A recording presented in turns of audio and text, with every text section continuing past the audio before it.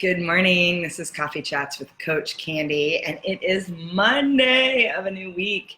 We get to jump in and do some great stuff around mindset today. It is episode 26. Crazy that we've been doing this that long. Anyway, welcome to everyone joining this morning. Hope you have your caffeine, your cup of coffee. Good morning, Myra. And so just to bring everybody up to speed, today is going to be all about mindset. We're going to get into, good morning, Elaine. We're going to get into some big conversations, good morning, Deborah, around procrastination today and what it is, why it affects us, and why it gets so many of us to not take action. So anyway, for anyone joining us, just a little recap on what we do. I do go live every morning at 7:30 Central Time. So we are here together having amazing conversations. It's been so incredible, the conversations we've had. And if you've missed any of our live coffee chats, you can go on the page here and there's a whole library. It's got the most current coffee chat ready and available, but all of our past episodes are here. Good morning, Terry. So today is all about mindset. We really want to get the Monday kicked off. Want to make sure you're in a space to be super intentional, super focused, and super fired up. Tomorrow, Tuesday, we will do a little training spot. Wednesday is all about wonder. It's our place to dance in our imagination and in all the possibilities. Good morning to the other Terry.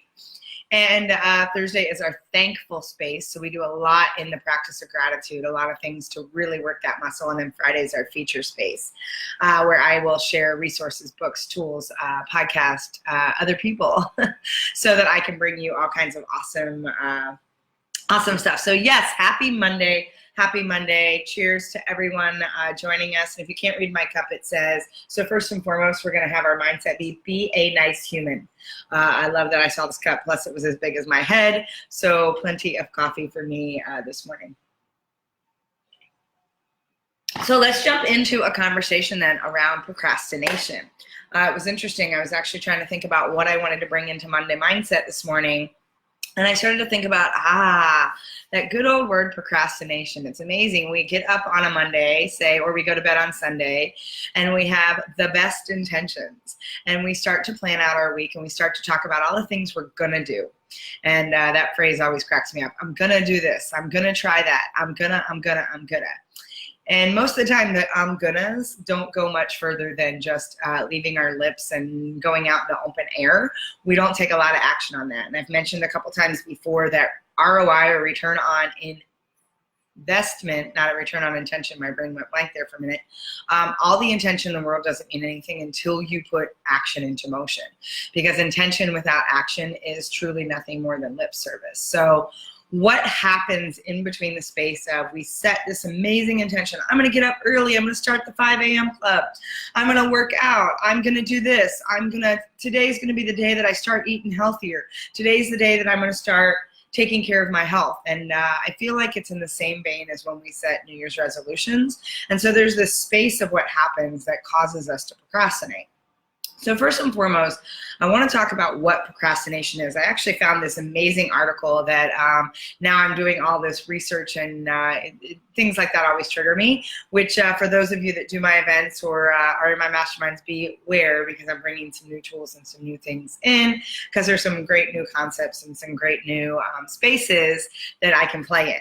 But what's interesting is I love that as they were in this article, as they were talking about procrastination, they talked about this word that actually comes from Greek philosophers like Socrates and Aristotle. They developed a word to describe this kind of behavior, and it was called akrasia. And so akrasia is the state of acting against your better judgment. It is when you do one thing even though you know you should be doing something else. Loosely translated, you could say that akrasia is the procrastination or lack of self-control. So I want to just plant that seed for a minute. Think about that for a minute. You're doing the very thing that's opposite of what you know. And this isn't the shooting that other people put on you. This is the space of, you've said this is important. You've said that this is your best year of health, yet you're still eating 5 donuts for breakfast in the morning. And you keep telling yourself, well, tomorrow I'm going to start eating cleaner and living healthier and changing my lifestyle. And so it's that space of doing the very opposite of what your intention says is the space of what you should be doing. And so if you look at it in the way we define it today, good morning, Martha. Here's the modern definition. Procrastination is the act of delaying or postponing a task or set of tasks. So when you refer to it as procrastination or akrasia or something else, it is the force that prevents you from following through on what you set out to do. Okay, so that's the definition of procrastination. We all could probably put our own definitions around that, and I would gather, I'm a little intuitive, a little psychic at times, and I'm pretty sure I know humanity, that every single one of you watching today, every single one of you participating knows what procrastination is and feels like. You have been caught up in that cycle at some point in your life or right now, and so we all have felt the effects of procrastination. It's human nature. And so why do we procrastinate? I really want to get into what stops us. First of all, one of the other things that I really got into this weekend that was really fascinating is I love to get into work around our programming and our beliefs and where they come from.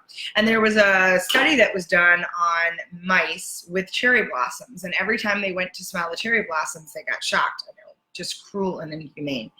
And what's interesting, though, is they then tested the children of those mice that were part of the test subject. And the children, without ever going through the test themselves, the baby mice, every time they smelled a cherry blossom, would actually have fear and would react as if something were going to happen.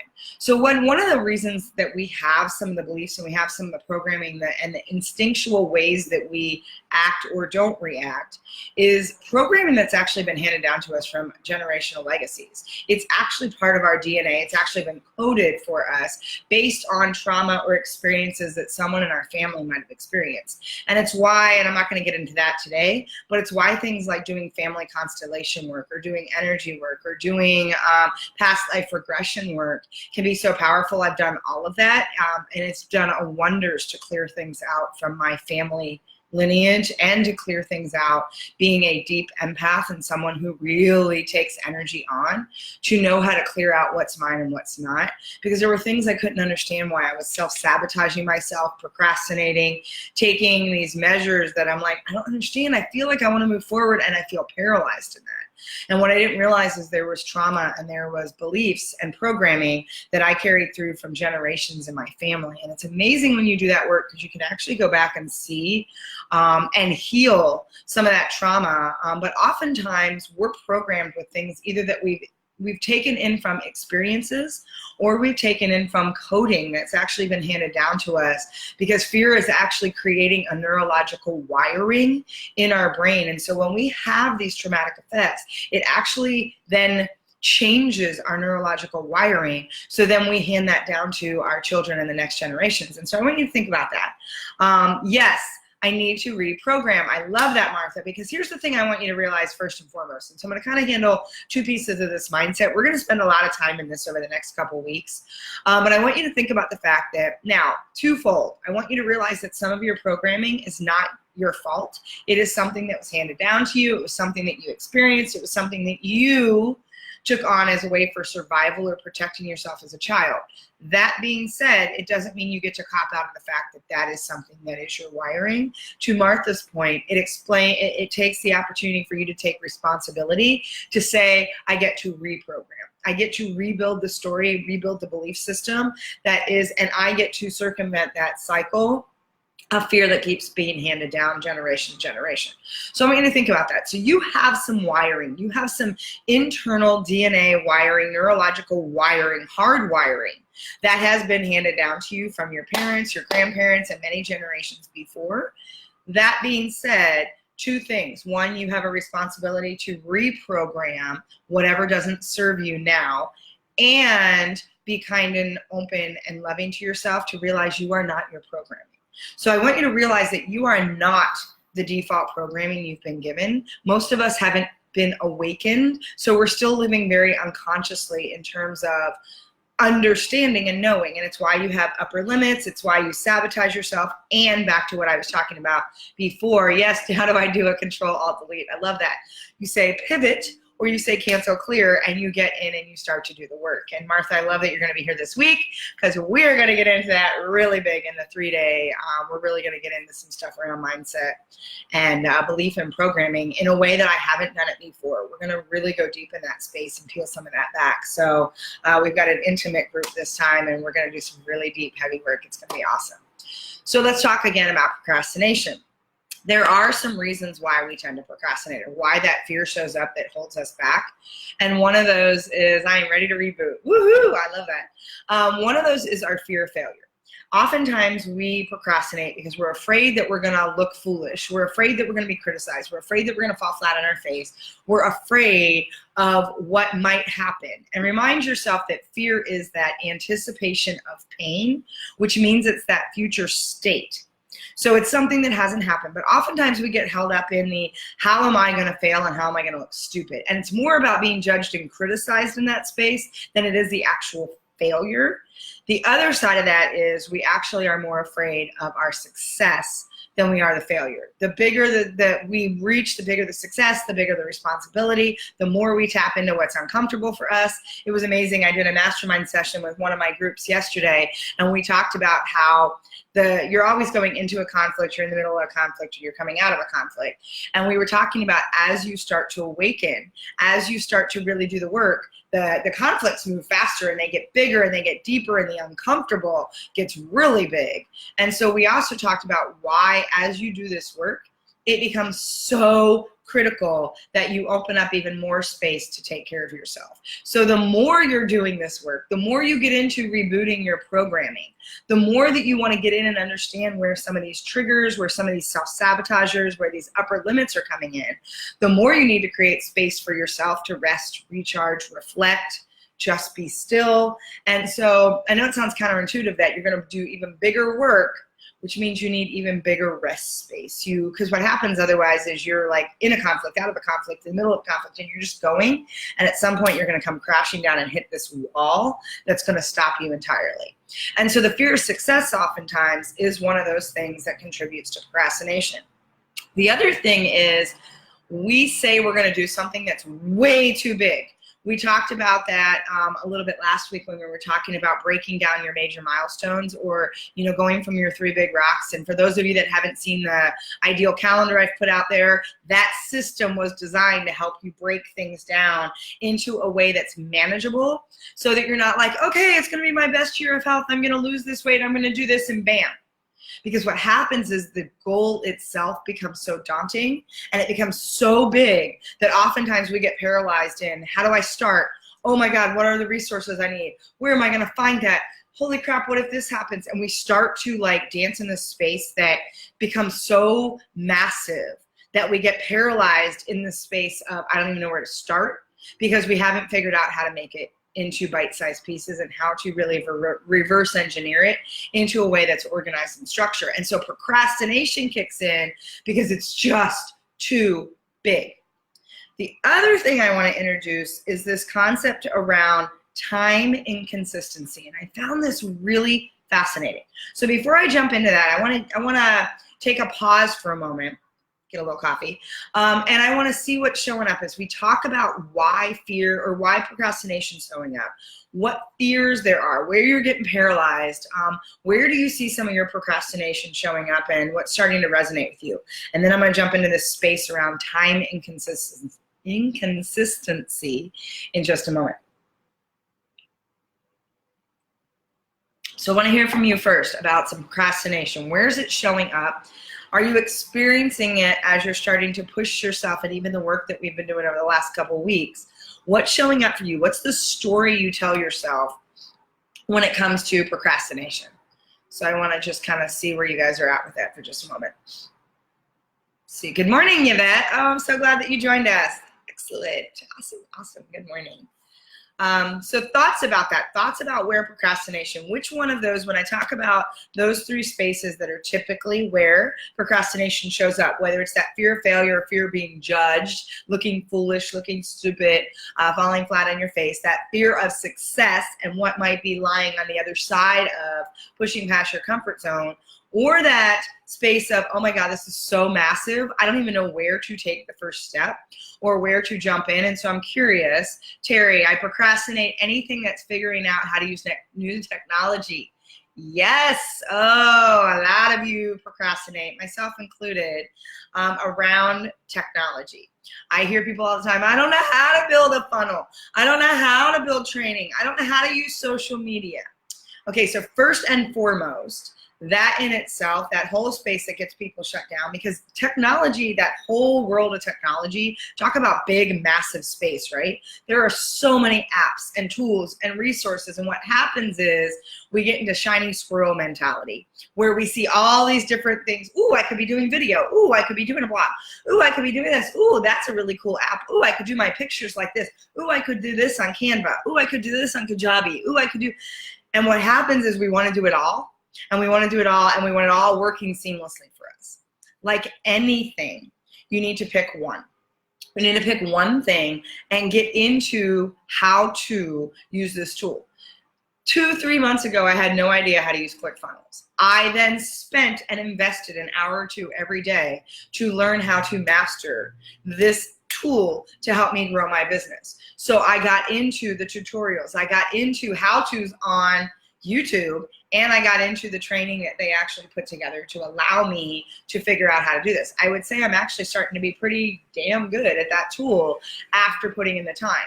So where you find yourself procrastinating when it comes to technology, I want you to, yes, this technology is, oh my God, this is so massive. So break it down. Take on one tool. So maybe it's Canva, and you allow yourself, by the way, that's just a really good way to relax. Sometimes you just play around, you get to be in your creative space, dink around with it a little bit. Once you get comfortable with one tool, then allow yourself to move to another tool. And so what you do is you start to either prioritize to say which one of these tools is going to help me move the needle the furthest, fastest, and which one could be a great foundational piece. I'm going to dig in there. Or you can do what I shared with my mastermind yesterday, either a couple things. One, blindfold yourself and just be like, eeny, meeny, miny, mo, and pick one and just start. Because what happens is we have more information, more available resources, more everything that in itself can paralyze people because you don't know which one to start with. You're like, well, which one? Just pick one, it doesn't matter. You can spin yourself around and just point. You can throw a dart, put them all on the wall and throw a dart at one. Curl them up into a ball, put them in a hat and pull one out. It doesn't matter. What happens is we allow the fact that it's so massive to shut us down. And all you need to do, one of the ways to circumvent procrastination is simply by taking action. Any action. You can always redirect, you can always make a different decision. But action in itself breaks the cycle of procrastination. Action is the antidote to procrastination. So if you're thinking about, oh my God, this is so massive, make a game of it. I'm all about making games of everything. So make a game of it. Put it little balls or a piece of paper and put it in a hat and be like abracadabra, poof. Oh, looks like I'm going to dig into Kajabi for the next couple weeks. And then what you do is going back to your ideal calendar and how to block out time and how to do this effectively. And again, if you need help with this, go check out the new system that I just launched. Everything is in there to help you, and it takes that whole system and breaks it down into bite-sized pieces so that you don't feel overwhelmed in building out a new calendar, a new way to focus your energy and focus your time. But what you do then is you create 30 minutes to an hour or more every day honing that craft. When you get into something and you start to hone it, and you start to really dig in, it becomes less daunting. All of a sudden it starts to click, and then you have the opportunity that you could teach someone else, because the best way to absorb information, the best way to learn is to allow yourself to teach it. It's one of the reasons why I'm getting all this information on procrastination, and I'm like, ooh, this is what we're gonna teach today, let's rock and roll. So hopefully that helps, Terry, when you think about, or the rest of you that think about, oh my God, this is so massive. How do I take action? How do I get past the fact that I'm blocked and paralyzed? Break it down, make a game, and just pick one. Just pick one, allow yourself to play with it, and start to understand There is every kind of tool and resource available to you on how to do anything. If you type in how to on Google or YouTube, I guarantee there are enough videos. It doesn't matter what it is. Somebody has put together a tutorial on how to do that. And oftentimes in the tools themselves, they have their own training, their own tutorials. You just have to go in the help section, type in something, and man, it's amazing. ClickFunnels is brilliant about that. I type in any question, and then there's like a white paper or directions or a video, and I'm like, oh my God, that just answered my question. That was awesome. And as soon as it clicks, I'm like, oh, that was easy. Would have never thought that, but once I know where it is, it's like intuitive. And so I want you to realize that there are access and ways to do that, but it starts with you only isolating one piece, one tool, one thing, and then giving yourself opportunity every day to work in that. Because if you're only in it like here, a little dabble here this week, a little dabble, you will never learn the tool. Allow yourself a week or two to really dig in and give yourself 30 minutes or an hour a day to really understand and break it down and go step by step. So Martha, I procrastinate around feeling overwhelmed with a big project that requires courage over comfort. Oh, and I love, for those of you, you know, I've been talking all last week. If you've not watched Call to Courage by Brene Brown, I absolutely, wholeheartedly encourage that you go out and watch it as soon as possible. It is the best hour and 15 minutes of your life. I swear it's that powerful. And yes, oftentimes it requires courage for us to step into. In fact, almost every time it requires courage for us to step into the next big whatever. And so one of the things that you can do to overcome that space of, ooh, this is big, this is massive, I feel like I got to tap into courage, is to keep front and center what it is you say you really want. So we're going to get into a space, and I might even start doing some training around this tomorrow, around your what, why, and who.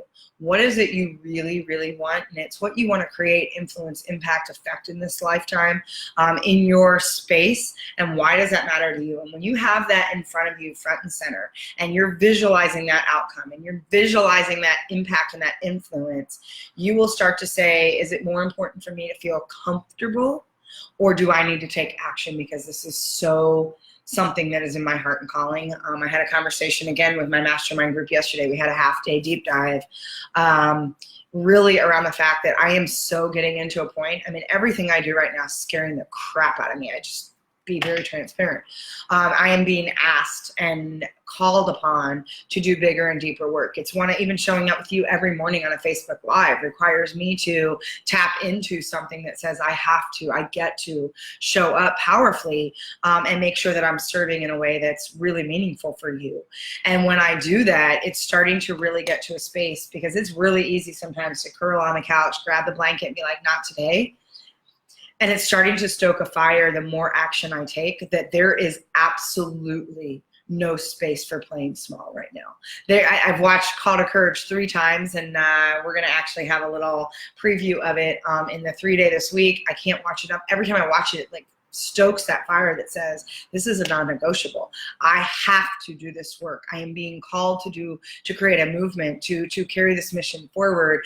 And when you get so clear on your why, when you get so clear on what it is you're trying to create and impact and influence, you absolutely can't choose comfort, because it's a non-negotiable. And so Martha, some of what we're going to work on this week is really dialing into where's that space that says, I have this desire, I have this necessity need that says I need to show up this way. And if it requires me stepping into courage, then that's what I have to do, because settling for anything less is not acceptable. And so we start to really tap into that what, why, and who.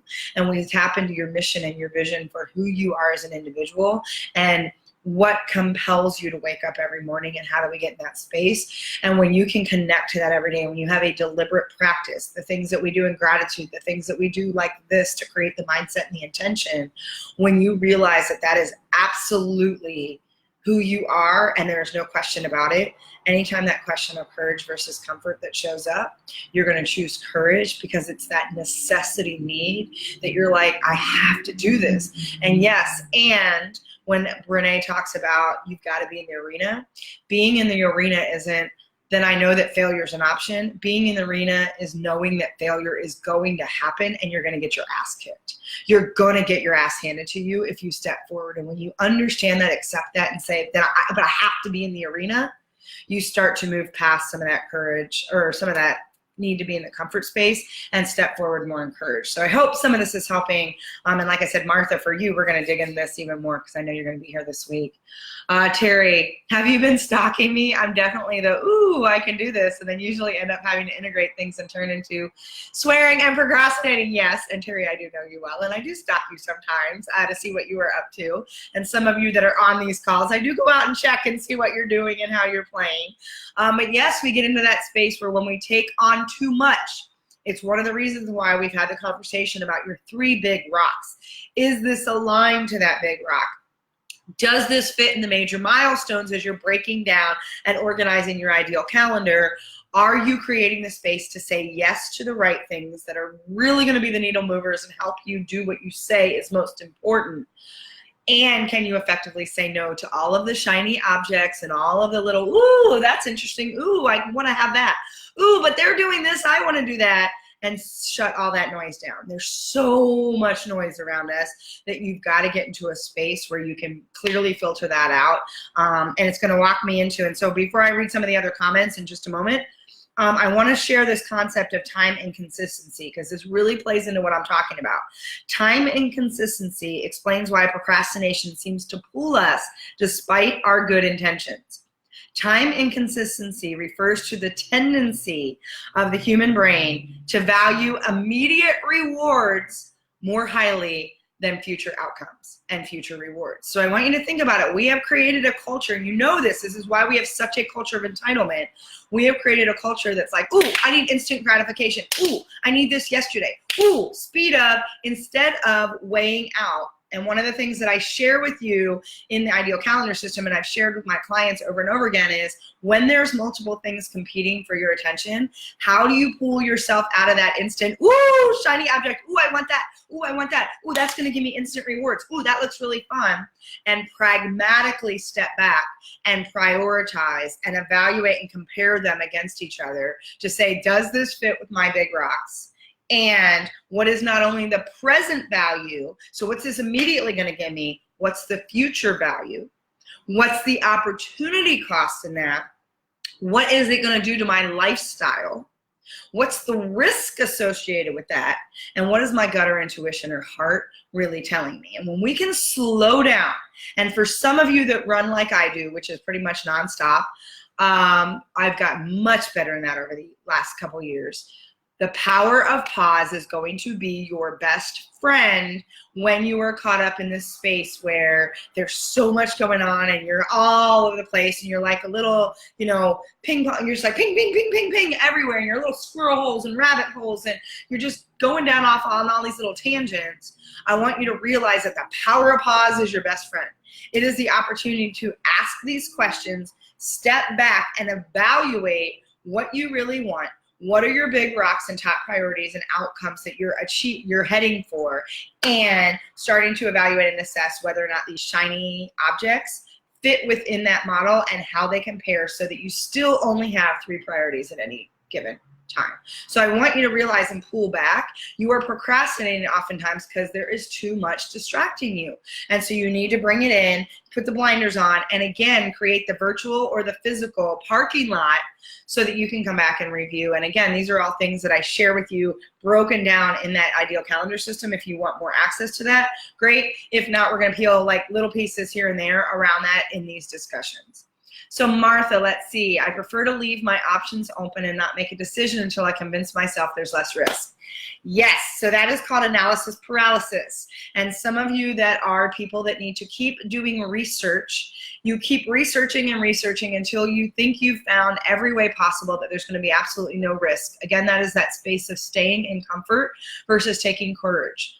Not making a decision is costing you for every moment you don't. Now, it's not to say that you don't need to do research, that you don't need to weigh your options and evaluate. And when you keep getting caught up on, well, I just need to find out one more piece of information. I just need to research this. Know that you are creating procrastination because you are trying to make sure all your ducks are in a row. You are trying to make sure that there is absolutely no risk of you failing, falling, looking stupid. And when you do that, you put yourself in a space to shut down. And so I have a space where with my clients that are the analysis paralysis people, I usually am like, we're done with the research portion of this program. It's time for you to take action. And again, any action is better than no action. It gets momentum moving forward. You can always redirect and make a different decision. But if you are finding that you are not taking action because you are still researching, you are still trying to vet it out, you are trying to make sure there's no risk. By the way, nothing ventured happens when there's no risk on the table. That is you staying in a comfort zone of doing the same thing over and over again. It does take courage and it will require risk because the outcome is uncertain. The very definition of courage is not knowing the outcome, that from an emotional standpoint, from a actual outcome perspective, and not being willing to step forward in that in any case. So I want you to realize that yes, action is the antidote to procrastination. Absolutely. Oh, I'm glad you believe me. That's excellent. Action is the antidote to procrastination. Momentum is the antidote to procrastination. That which is at rest will stay at rest until something forces that potential energy into motion. Something in motion will stay in motion until something forces it to shut down.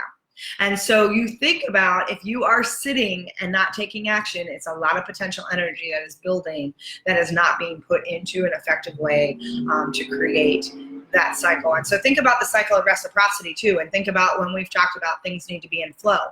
You need to, life in general is a reciprocal flow of energy. And when you're holding that, just like anything else, whether it be water, whether it be anything else, at some point that becomes toxic.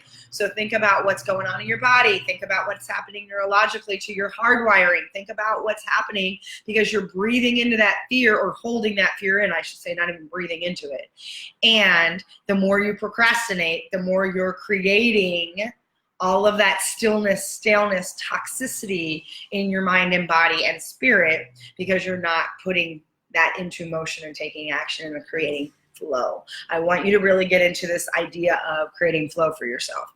All right, so Terry, bullet journal can help a ton for something that is massive or more than I think I can do. Use it to make a list. Yes, it's kind of the reverse engineering process. Love that, of what to do, resources you need, and people who can help you. Exactly. Break it down step by step. The more you can break things down into bite-sized bullets, bite-sized pieces, the more effective you're going to be.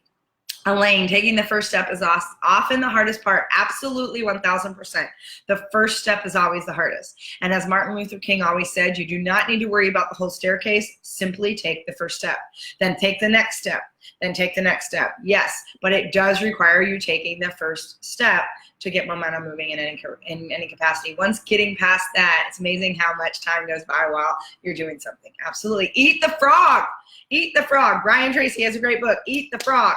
Do that thing that is most difficult. It's your highest and best energy in the morning. And if you are creating your bookends, if you are creating your power hour, your victory hour, and the way that you start your day with clear intention, then your best time is somewhere between 8 to 1 o'clock in the day that you eat the frog. You do the thing that scares you most first. It's amazing how the rest of your day just falls into place and feels easy. And because we also create a story about how difficult we think it's going to be. When we do the action, we realize, oh, that wasn't as hard as I thought it was going to be. We create this ridiculous bullshit story to go with it based on the fact that we are anticipating. That's what fear is, anticipation of pain. We are anticipating something that's never happened. So we make a whole story to go around it.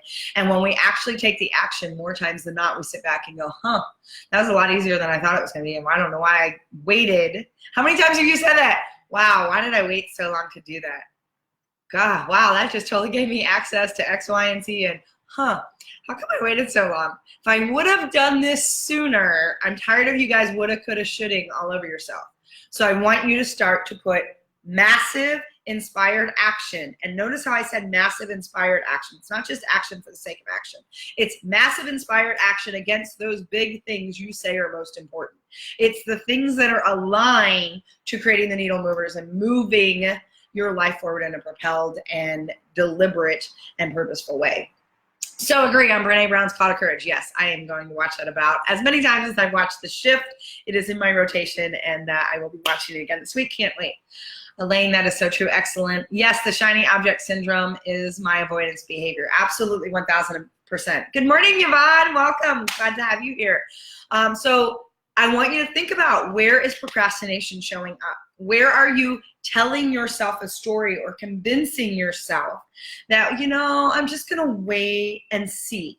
I'm just going to do some more research. Oh, this is so big. There's no possible way that I could take this on, that I could, digest this, that I could move forward. I want you to get really clear with yourself. This is Monday morning.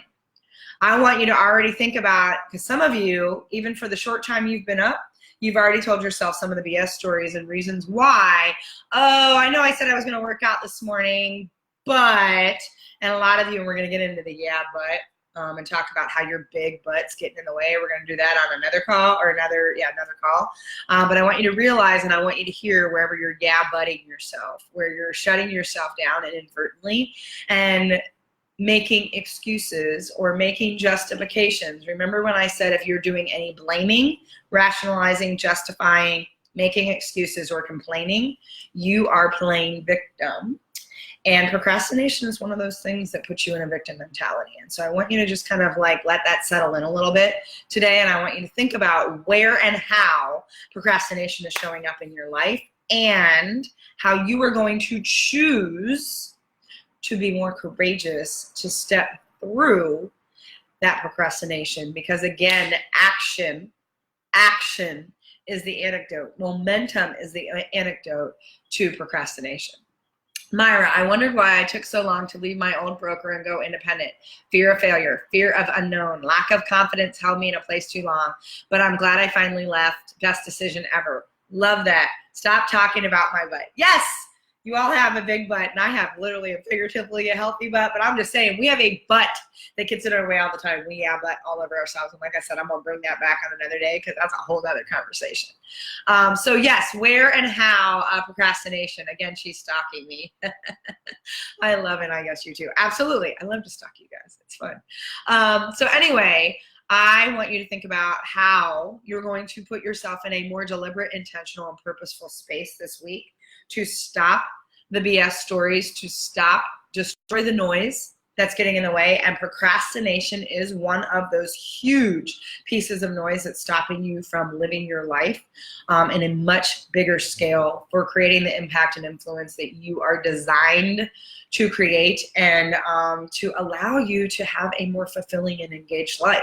Again, this is about you accessing what you say you want. And if you're wondering why you're not manifesting or bringing forward the things that are most meaningful to you, I want you to think about where you're procrastinating and where you're self-sabotaging yourself. Yes, I love it. I'll stalk you all. It's my way to help hold you accountable. It's my way to know what we need to talk about on these calls, because I can see what's showing up or not. And again, as always, as we get into more and more of these calls, this is episode 26. Isn't that freaking awesome? Love how you all show up with me every morning. But if there's topics, if there's things you want me to go deeper into, let me know. Put them on the page, put them on these threads, because I want to make sure I'm bringing things that are going to be most helpful for you. Also, a couple things just to let you guys know. Again, for those of you that really are looking at, wow, I don't even know how to go about this. I don't know how to put pieces in place. My calendar doesn't even align with what I want, how I spend my time and focus, then please go out and check out the new calendar system, the Yes Ideal calendar system that I put together. It really is it's $49. It is nothing, but I will tell you, it gives you so much that will change your life. So if you want access on how to lay this stuff out like succinctly and have all these pieces in one place where you can really break it down and have everything you need, I encourage you to go check out what that's all about. Also, if you haven't checked it out or don't know, I do have a podcast. So I bring other thought leaders to the table where we have some of these big conversations to give you guys some different things to think about, tools, resources, mindset. So I definitely go out and check out the Powerhouse podcast. And because some of you asked and weren't able to join us this week, I don't have it locked down, but as of right now, we are looking at the next 3-day event in Austin. Will be October 17th, 18th, 19th, 20th. We're actually going to do it over a weekend this time. So I'm going to try something a little different. We're going to do a Friday, Saturday, Sunday. So if you are interested or curious, kind of tentatively put that date down. I will, as soon as the date gets locked down, be sending out communications so that you can plan and hopefully join us for the next 3-day. So anything else, let me know. Let me see any other comments on here. Thank you so much. You're so welcome, Martha. I can't wait to play with you a little bit this week. I know we're going to have an awesome 3-day. So that being said, I will still be going live before the 3-day kicks off, Wednesday, Thursday, Friday this week. We might have a little bit shorter calls just because those start at 9 o'clock, and being that I go on here at 7:30, just want to make sure I can shift gears and be able to really put my focus into the 3-day event as well. I still will be here though for our calls as well. So with that, everybody, hope you have a fantastic and magnificent Monday. This is your opportunity to really reset your mindset and think about where and how procrastination might be showing up for you, and take some ownership and responsibility to start rebooting and reprogramming some of those stories and things getting in your way. With that, this is Candy. Thank you again for joining me for another awesome coffee chat with Coach Candy. I will see y'all tomorrow, 7:30 Central Time, same place. With that, heart to heart hugs, everybody.